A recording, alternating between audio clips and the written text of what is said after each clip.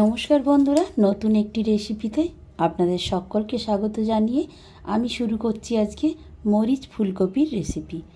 তাহলে দেখে নিন কিভাবে বানিয়েছি মরিচ ফুলকপি। তার জন্য এখানে আমি দুটো মিডিয়াম সাইজের ফুলকপি নিয়েছি, ছোট ছোট টুকরো করে নিয়েছি, যেভাবে আমরা ফুলকপি কাটি। আর আলুগুলোও দেখুন খুব বেশি বড় নয়, একটা আলুকে মিডিয়াম সাইজের আলুকে 4 ভাগে ভাগ করে নিয়েছি। আর এখানে দেখুন অর্ধেকেরও কম একটা ক্যাপসিকাম আমি কিউব করে কেটে রেখেছি। এবার দেখুন আমি তেল গরম হতে দিলাম। সর্ষের তেলে আমি রান্নাটা করব, তাই তেলটা পর্যাপ্ত পরিমাণ দিয়ে দিলাম। সব কিছু ভাজার আগে আমি একটা মশলা রেডি করে নিচ্ছি। মশলায় আমি আপনাদের দেখিয়ে দিলাম কাঁচা লঙ্কা আর গোলমরিচ, ধনে, জিরে, এগুলো সব গোটা, আর দিয়েছি চিনেবাদাম। এগুলোকে একটু শুকনো ঘুরিয়ে নিলাম। আর এর সাথে দিয়ে দিচ্ছি 2 থেকে আড়াই চামচের মতো টক দই। আপনারা যেভাবে পরিমাণটা বুঝে দেবেন, কারণ যতটা পরিমাণ বানাবেন সেই বুঝে আপনারা টক দইটা ব্যবহার করবেন। এখানে আমি 2 চামচই দিয়েছি। তারপর ভালো করে একটু জল দিয়ে এটাকে পেস্ট বানিয়ে রাখলাম। আর ততক্ষণেই আমার তেলটা ভালোভাবে গরম হয়ে গেছে, তাই তেলের মধ্যে একটু লবণ দিয়ে আমি খুব ভালোভাবে আলুগুলোকে আগে নাড়াচাড়া করে অর্ধেক ভাজা ভাজা করে নিচ্ছি। এরপরে দেবো আমি ফুলকপিগুলোকে। যেহেতু আলুগুলো শক্ত সবজি, তাই আলুগুলোকে আগে দিলাম। কিছুক্ষণ ভেজে নেওয়ার পরে আমি দিয়ে দিচ্ছি ফুলকপিগুলোকে।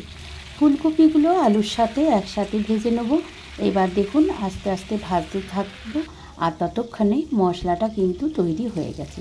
খুব ভালোভাবে মশলাটা পেস্ট করে নিয়েছি। আর দেখুন এখানে আলু ফুলকপি সবই কালার চেঞ্জ হয়ে গেছে, দেখেই বোঝা যাচ্ছে যে খুব ভালোভাবে আলু ফুলকপি ভাজা হয়ে গেছে।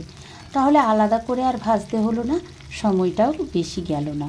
তাই কম সময়েই এইভাবে কিন্তু আলু ফুলকপি একসাথেই ভেজে নিতে পারেন। এবার ফুলকপি আলুটাকে তুলে রেখে দেখুন যে ক্যাপসিকামটা ছিল সেটাকেও এই তেলে একটু সামান্য নাড়াচাড়া করে তুলে রাখবো। খুব বেশি ভাজার দরকার নেই, জাস্ট একটু নাড়াচাড়া করেই তুলে নিতে হবে। এবার এতে আমি আরও 2 চামচ তেল অ্যাড করে দিয়েছি। আর খুবই সামান্য করে আমি গোটা ফোড়ন দিলাম 2-1টা লবঙ্গ, আর 2-3টের মতো এলাচ, 2 টুকরো দারচিনি, 2টো তেজপাতা, একটা শুকনো লঙ্কা। খুব বেশি এতে ফোড়ন দেওয়ার দরকার নেই, বেশি যেন গরম মশলার উগ্র গন্ধ না পাওয়া যায়, সেই জন্য খুব কম ফোড়ন দিয়ে আমি মশলাটাকে দিয়ে ভাজা ভাজা করে নিলাম। দেখুন তেল ছেড়ে আসছে। এই পর্যায়ে আমি মিক্সির বাটিটা ধুয়ে কিছুটা জল এর মধ্যে দিয়ে আবারও আমি কষাতে থাকবো। আর পরিমাণ মতো লবণ আর চিনিটাকে এই সময় দিয়ে দিতে হবে। আমি দিয়ে দিলাম লবণ আর পরিমাণ মতো চিনি, দুটোকেই স্বাদ অনুযায়ী দিতে হবে। এবার দিয়ে ভালোভাবে মিশিয়ে নিচ্ছি আরও। তারপর যখন দেখবেন তেলটা উপর থেকে ভেসে আসবে, তখনই দিয়ে দেবো ভেজে রাখা সবজিগুলোকে, মানে আলু ফুলকপিগুলোকে। এইভাবে দেখুন কিছুক্ষণ কষিয়ে নিতে হবে, যাতে কাঁচা গন্ধ একেবারে না থাকে কোনো কিছুর। আর দেখুন এবার দিয়ে দিচ্ছি আমি আলু ফুলকপিটাকে। এতে কিন্তু হলুদের ব্যবহার করব না। হলুদ ব্যবহারের থেকে হলুদ যদি না ব্যবহার করে এইভাবে রান্না করা যায়, দেখতে বেশি যেন ভালো লাগে। তো আপনাদের পছন্দ হলে করতে পারেন হলুদ ব্যবহার, তবে আমার মনে হয় হলুদটা না ব্যবহার করলেই বেশি ভালো লাগছে। এবার দেখুন ভালোভাবে কষাতে হবে। কষাতে কষাতে যখন দেখবেন যে তেল ছেড়ে আসছে বা কষানো হয়ে গেছে, আলু ফুলকপি অনেকটা নরম হয়ে গেছে, তখনই আমি এতে গরম জল দেব। এখানে কিন্তু ঠান্ডা জলের ব্যবহার করবেন না। গরম জলের ব্যবহার করলে কুকিং প্রসেসটা বজায় থাকে আর খেতে টেস্টি হয় রান্নাটা। এবার দেখুন পরিমাণ মতো জল দিয়ে এবার এটাকে ঢাকনা চাপা দিয়ে আমি সেদ্ধ হতে দেবো। তার আগে যে ক্যাপসিকামটা ভেজে রেখেছিলাম সেগুলোকেও এর মধ্যে দিয়ে দিলাম। যেহেতু মরিচ ফুলকপি, তাই ক্যাপসিকামটা দেওয়ার চেষ্টা করবেন।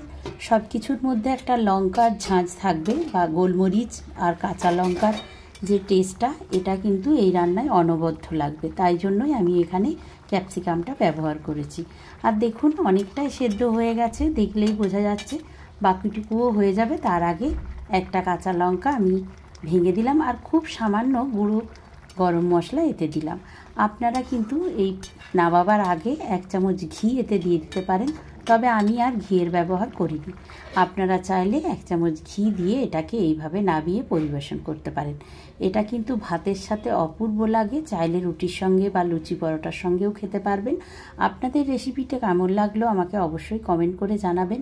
আর একবার নিরামিষের দিন হোক বা আমিষের দিন হোক, আপনারা একবার অবশ্যই বানিয়ে খাবেন। আর কেমন লাগলো আমাকে জানাতে ভুলবেন না।